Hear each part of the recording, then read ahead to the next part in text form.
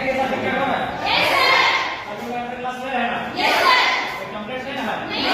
कोई कंप्लेंट आएगा सीधा कॉल कीजिएगा या फिर हमसे मिलेगा, ठीक है? कोई भी आपको पढ़ाई लिखाई में असुविधा नहीं होनी चाहिए। आपको कोई कौन सा क्लास है? नहीं है ना? 227 275 कौन सा चैप्टर होगा इसमें? अच्छा, सर्कल ना वृत्त के बारे में। और इंग्लिश में? नहीं हुआ। इंग्लिश की बात होगा। देखिए किस किताब है? इंग्लिश बुक है आपको? इंग्लिश बुक है? अरे बुक है इंग्लिश का।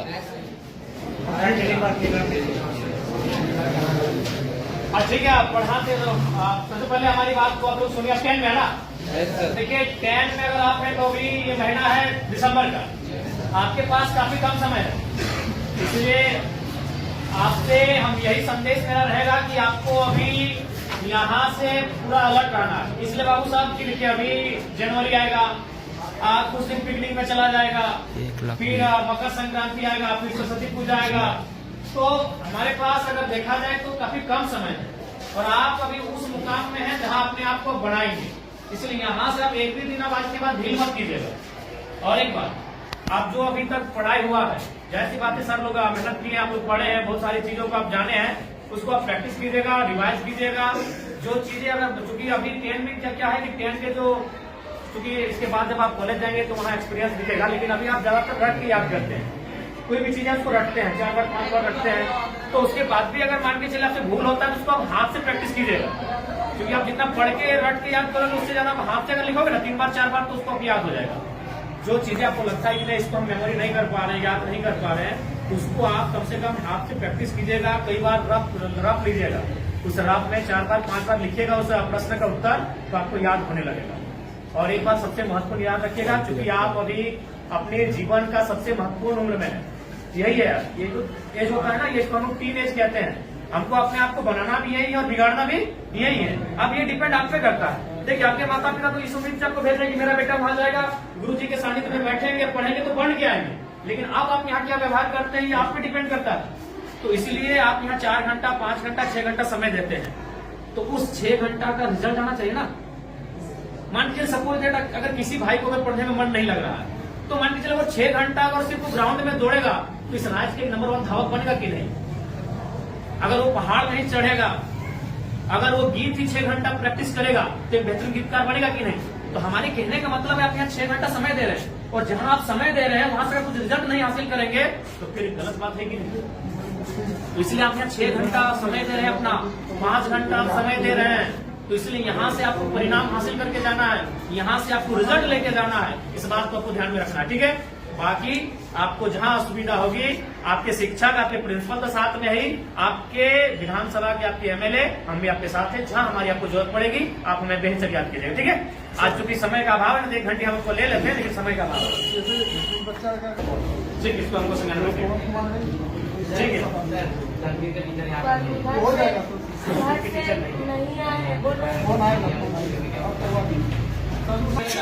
बिल्कुल भी उचित नहीं, संभव ही नहीं। हार्डली इस कमरे के अकॉर्डिंग 190 से 120 बच्चे बैठ सकते हैं।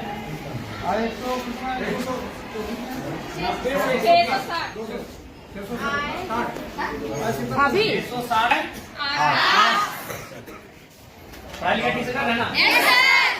मन लगा के पढ़ेगा ना, क्योंकि हम लोग जो है मिडिल क्लास फैमिली से आते हैं।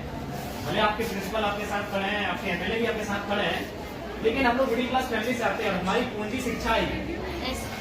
हमारे मम्मी पापा के पास उतने पैसे नहीं कि हम शिक्षा में अच्छा नहीं करेंगे तो हम कोई बढ़िया व्यापार को आगे बढ़ा सकते हैं, हम बड़े शहरों में जाके अपने आप को स्थापित कर सकते हैं। हमारी पूंजी ही हमारा एजुकेशन है।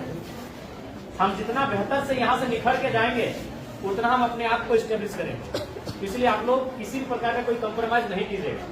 हम जानते हैं कि हो सके आपको समस्या आएंगी, क्योंकि बहन लोगों को थोड़ी आ सकती है, क्योंकि आज भी लोगों की मानसिकताएं वैसी है, लेकिन आप निश्चिंत रहिए, अब जमाना बदला है, जमाने के लोगों की सोच बदली है और हमें लगता है कि बेटा और बेटी को समान दृष्टिकोण से लोग देख रहे हैं।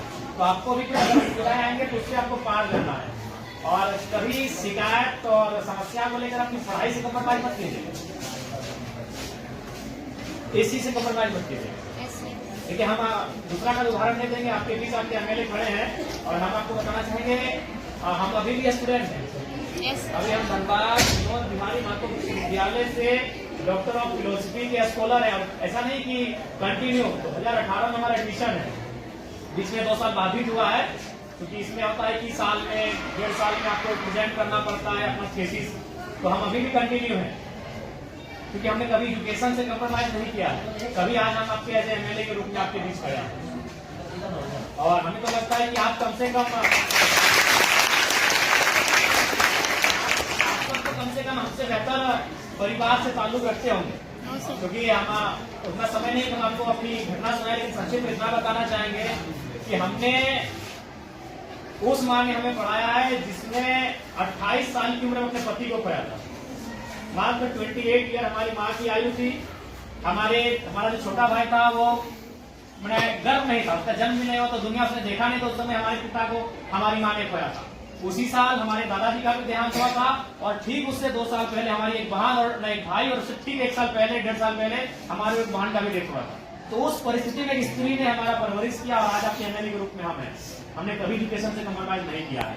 आज भी हम स्टूडेंट हैं, आज भी हम स्कॉलर हैं। इसलिए आपको आपके एमएलए ये संदेश देना चाहेंगे कि किसी भी परिस्थिति में आप अपनी पढ़ाई से समझौता नहीं कीजिएगा। यही आपकी पूंजी है, क्योंकि आपके माता पिता अगर सक्षम है तो अच्छी बात है, हम भी शुभकामना देते हैं कि आप बहुत सक्षम हो। लेकिन ये अधिकांश ये सत्य है कि हम लोग मिडिल क्लास फैमिली से आते हैं और हमारी पूंजी पैसा नहीं है, हमारी पूंजी एजुकेशन है। आप जितना यहाँ से निखर के जाएंगे उतना बेहतर आपका भविष्य होगा। इसीलिए कंप्रोमाइज बिल्कुल मत कीजिएगा। अगर आप पढ़ के जाएंगे तो कोई ना कोई रास्ता मिल जाएगा। अगर आप जमाने के अनुसार अपने आप को बनाएंगे तो कोई ना कोई रास्ता मिल जाएगा। अगर दुनिया में इतने लोग हैं तो उतना रास्ता भी है, लेकिन आप अपने आप को सहयोग रखोगे तब ना। इसलिए आपको हमारी शुभकामनाएं हैं, आप लोग बेहतर करें और जो भी आपकी समस्याएं उनको हम लोग जानने के लिए ही आपके बीच आए हैं। आपके तमाम शिक्षक प्रिंसिपल महोदय सब हमारे साथ हम लोग विजिट कर रहे हैं और जो भी समस्याएं छनकर आएगी उनको लेकर हम लोग काम करेंगे। ठीक है, तो आप नहीं ना कोई शिक्षकगण क्लास के बीच अपनी घंटी में कहीं फांकी वगैरह ऐसा समस्या नहीं ना है। हाँ, कोई भी अगर विषय रहेगा तो बेहतर याद कीजिएगा।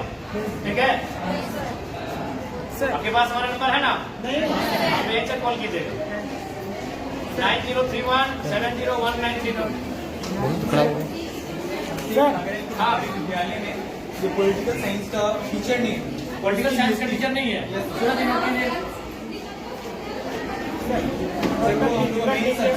मेन सब्जेक्ट बिल्कुल मेन सब्जेक्ट में आता है पॉलिटिकल सदन बात नहीं चलेगा। सदन का विषय है, सदन का विषय। ठीक है, हाँ बोलिए। बोल रहे थे कि फिजिकल टीचर कुछ सिखाता नहीं, सर हम लोग का मौका नहीं मिलता, 1 घंटे नहीं मिलता। फिजिकल टीचर है नहीं देखिए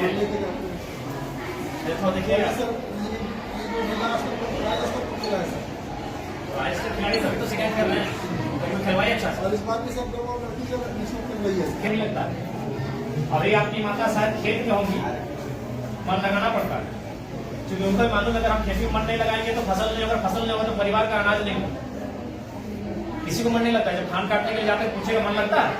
मन लगता है सिनेमा देखने में, मन लगता है मेला घूमने में, मन लगता है शॉपिंग करने में।